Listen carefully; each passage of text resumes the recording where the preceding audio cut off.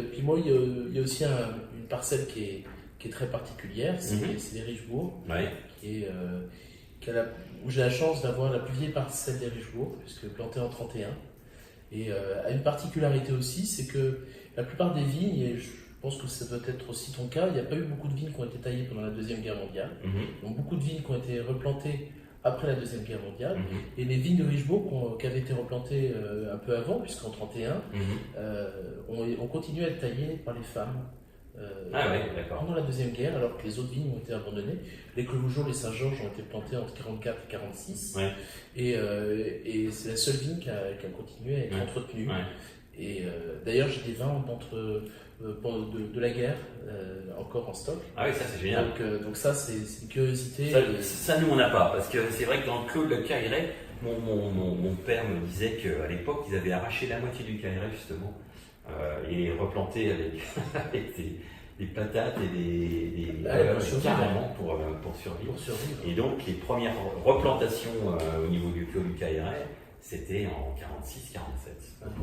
Mais Cailleret, ça veut dire, on est bien sûr sur des sols très calcaires. Voilà, Cailleret, cailloux. Donc c'est le champ de cailloux. Ça n'a pas dû faire des grosses patates. Ça n'a pas dû faire des grosses patates, non. Parce que nos sols bourguignons, c'est quand même pauvre.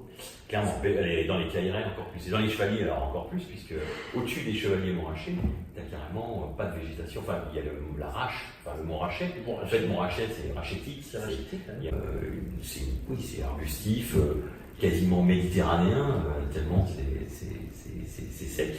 Et effectivement, au-dessus des Chevaliers, rien ne pousse, il n'y a que des cailloux. Ça ne doit pas être évident de replanter des vignes dans ces sols-là. Il doit y aller à la pioche pour replanter. Tu as combien de centimètres de terre Au-dessus des Chevaliers. Au-dessus des Chevaliers, il n'y a pas grand-chose, il y a peut-être 20-30 cm maximum.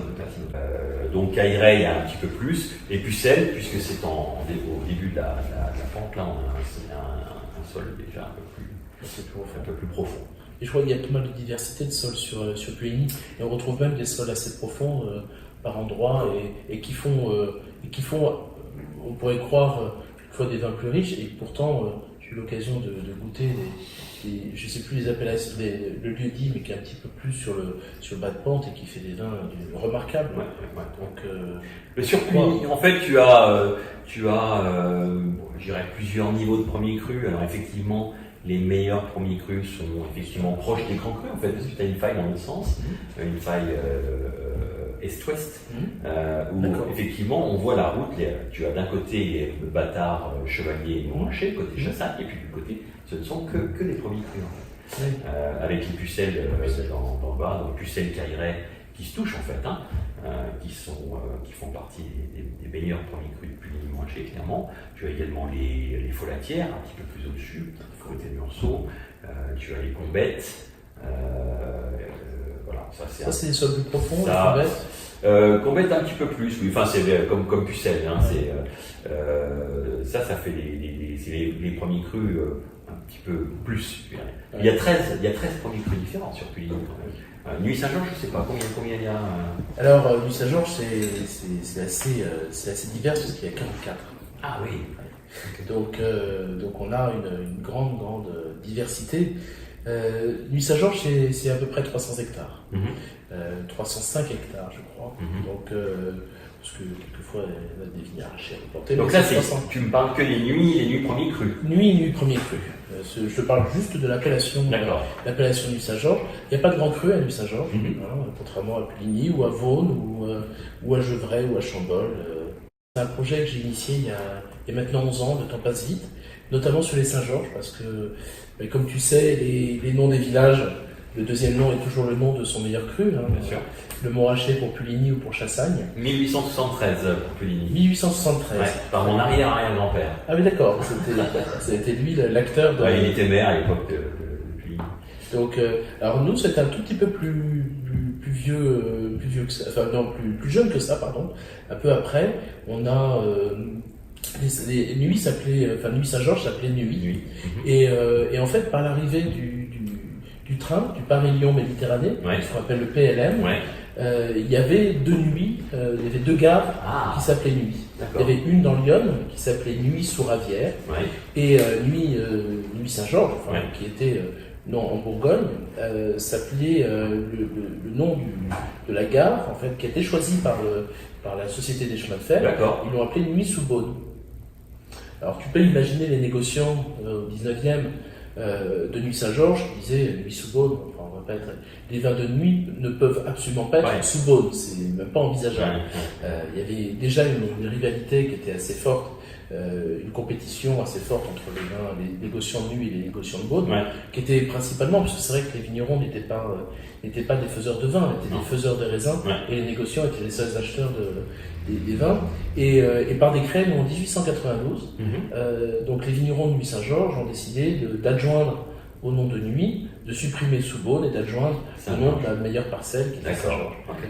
Et puis de cette classification où les Saint-Georges à l'époque étaient classés comme un vin hors classe, c'était vraiment le haut comme le Montrachet qui était classé. Oui, c'est ça. Tout en haut. Ou les Caillerets. Ou les Caillerets. Sur les colonnes du Clos du Cailleret, c'est encore inscrit Grand Cru. Grand Cru, d'accord. Parce que ça jouxtait le Montrachet en fait. Donc, c'était d'accord. Quand on goûte vraiment les Caillerets, c'est vrai que. Au Caillerets, que ce soit à Volnay, à Chassagne ou à Puligny, quand c'est marqué Caillerets, mais les Puligny Caillerets, j'ai toujours eu des grandes émotions avec ça. Et donc, moi, le projet, il a été d'essayer de demander le reclassement en Grand Cru de Nuit Saint-Georges et Saint-Georges en Saint-Georges. Donc tu disais que tu avais donc 2 hectares sur les 7,5. Combien y a-t-il de vignerons avec toi? Alors on est 13 propriétaires. 13 propriétaires. À 3, on a un peu plus des 2 tiers de la parcelle. Donc voilà, c'est un projet commun des 13 propriétaires d'essayer que j'ai entrepris de regrouper au sein d'une association. Et donc ça fait déjà 10 ans. La route est longue. C'est quand même un projet. C'est le projet d'une génération. C'est le projet d'une génération, exactement. Et en tout cas, je l'ai entrepris. J'ose espérer que d'ici 10 ou 15 ans, on aura l'occasion de pouvoir changer l'étiquette des Saint-Georges. En tout cas, c'est un vin qui est toujours bu d'ailleurs dans les dégustations, quand on fait nos dégustations en cave, qui est goûté entre les Clos Vougeot et les Richebourg, et souvent après les Clos Vougeot. Donc voilà, donc c'est vraiment, pour moi c'est un peu, si j'imagine toi aussi, on a tous un vin, on est un peu plus proche. Je pourrais dire assez facilement le Richebourg parce que c'est le plus prestigieux. J'ai beaucoup d'amour pour le Richebourg, mais j'ai une attention particulière sur les Saint-Georges. Oui, moi c'est pareil, c'est vrai que Chevalier Montrachet c'est quand même un grand cru. 7 hectares et demi, les Chevaliers Montrachet, comme même chose. Alors on est un petit peu plus de propriétaires en Chevalier, on doit être vingtaine de propriétaires.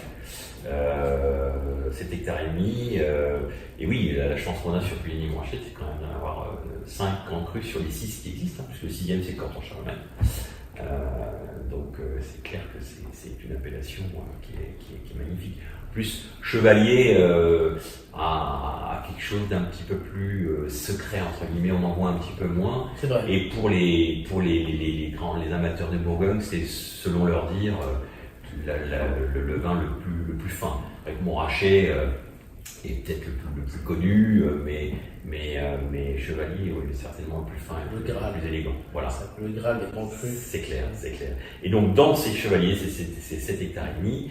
La famille Chartron donc est propriétaire de 0.606, donc dans une parcelle qui est clos de mur, qui a 3 murs en fait.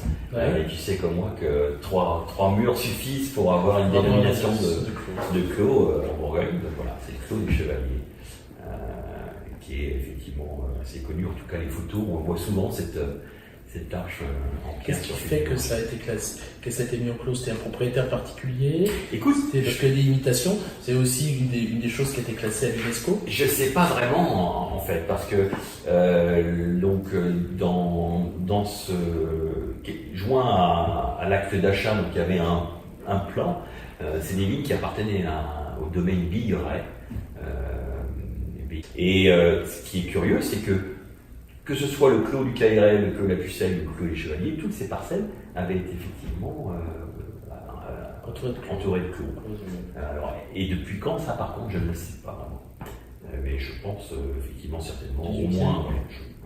18e souvent, là où fin 18, il y a de fortes chances. il y a beaucoup de construction de murs, ce qu'on appelle chez nous les murgers. Les murgers, voilà. Même un premier cru, les murgers. Oui, à Saint-Aubin, comme le cru, murger les dents de chien, qui est aussi une de nos propriétés, en partie, en tout cas, qui fait un vin aussi fabuleux, parce que c'est au-dessus des Chevaliers Montrachet, c'est sur la plateforme. Donc c'est un peu la bonne bouteille à acheter. Ah oui. Le Saint-Aubin, c'est Saint-Aubin premier cru. C'est vrai que pendant élevé en prix et très qualitatif. Super qualitatif parce que des vins issus de sols très qualitatifs.